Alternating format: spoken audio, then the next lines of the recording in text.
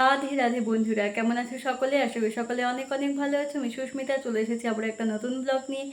আজকে সারাদিন ভিডিও বানানোর সময় পাইনি, সারাদিন খুব ব্যস্ত ছিলাম। আর এখন হচ্ছে সন্ধ্যেবেলা, এখন সন্ধ্যেবেলায় 7:30 বাজে। তো এখন থেকে ব্লগটা শুরু করলাম। ওহো, ভুলে গেছি, আসতে হচ্ছে রবিবার। আজকে ছুটির দিন, আর ছুটির দিনে আজকে প্রচুর ব্যস্ত ছিলাম। সারাদিন প্রচুর কাজকর্ম ছিল। তো এখন সন্ধ্যাবেলাতে হচ্ছে ভোগ বানাবো। তো আজকে বানাবো হচ্ছে রুটি আর সুজি। তো তোমরা ব্লগটা দেখতে থাকো, আশা করি তোমাদের অনেক অনেক ভালো লাগবে।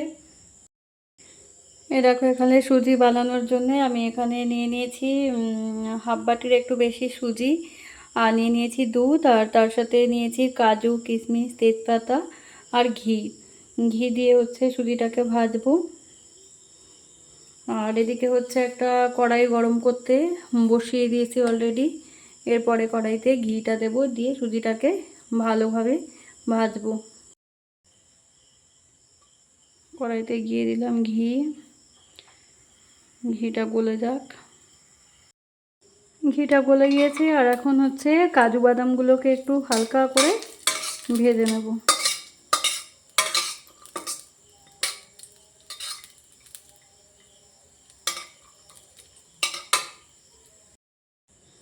এইবার কড়াইতে দিয়ে দিলাম একটা তেজপাতা, আর এইবারে দিয়ে দেব সুজিটা।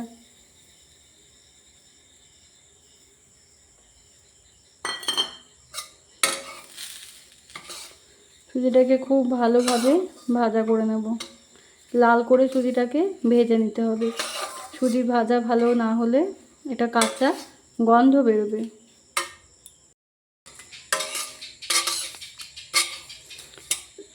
দেখুন বন্ধুরা, সুজিটা লাল করে ভাজা হয়ে গিয়েছে। আর এখন আমি দিয়ে দেব পরিমাণ মতো দুধ।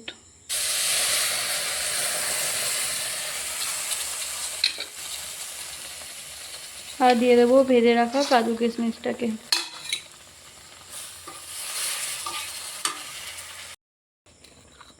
আর এখন দিয়ে দেবো পরিমাণ মতো চিনি। এবার খুব ভালোভাবে একটু মিশিয়ে নেব। এবার মিশিয়ে নিয়ে যে যতটা হালকা যদি কেউ একটু রাখতে চায় রাখবে, না হলে একটু গাঢ় করে নামিয়ে নিলেই কিন্তু রেডি হয়ে যাবে আমার সুজিটা। এভাবে তোমরা সুজি একবার বাড়িতে বানিয়ে দেখতে পারো, ভালোই লাগবে আশা করি। আর তোমরা কে কীভাবে বানাও সেটাও আমাকে জানিও। আমি তো মাঝে মধ্যে একটু আমুল দুধও দিই শেষে, কিন্তু আজকে আমার আমুল দুধটা নেই বলে সেজন্য আমি আজকে গরুর দুধ দিয়েই বানালাম। এবারে আটাটাকে হচ্ছে মেখে নিচ্ছি। আর দূরে পূজা মণ্ডপ থেকে না গান ভেসে আসছে, শুনতে খুবই ভালো লাগছে। প্রতিদিন সন্ধ্যাবেলা করে দেখাচ্ছে, এখন গান চালাচ্ছে। আর ভোরের দিকে করেও দেখি গান চালায়, খুবই ভালো লাগে এই পুজোর গানগুলো শুনতে। রুটিগুলোকে বেলা হয়ে গিয়েছে, এইবার হচ্ছে রুটিগুলোকে সমস্ত ভেজে নিচ্ছি। তো রুটিগুলো ভাজা হয়ে গেল, আর অর্জুনও চলে আসলো। কি ঘুমো পেয়েছে? ঘুম করতে হবে। হ্যাঁ, এই যে অর্জুনবাবু এখন উঠে গেছে কোলে। আমি কিচেনে রান্না করব, আর ও সেইভাবেই কোলে উঠে যাবে।